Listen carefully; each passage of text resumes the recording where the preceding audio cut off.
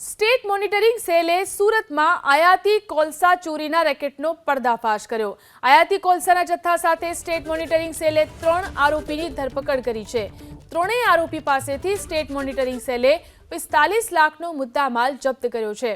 તો આયાતી કોલસા ચોરીના રેકેટમાં 4 આરોપીઓને વોન્ટેડ જાહેર કરવામાં આવ્યા છે। હાલ તો સ્ટેટ મોનિટરિંગ સેલે 59 ટન આયાતી કોલસો, 8 ટન મિક્સ કોલસો સાથે જ 35 ટન વેજ કોલસાનો જથ્થો જપ્ત કરી વધુ કાર્યવાહી હાથ ધરી છે। તો આયાતી કોલસા ચોરીના રેકેટમાં 4ને વોન્ટેડ જાહેર કરવામાં આવ્યા છે। 59 ટન આયાતી કોલસો અને 8 ટન મિક્સ કોલસાનો જથ્થો જપ્ત કરવામાં આવ્યો છે।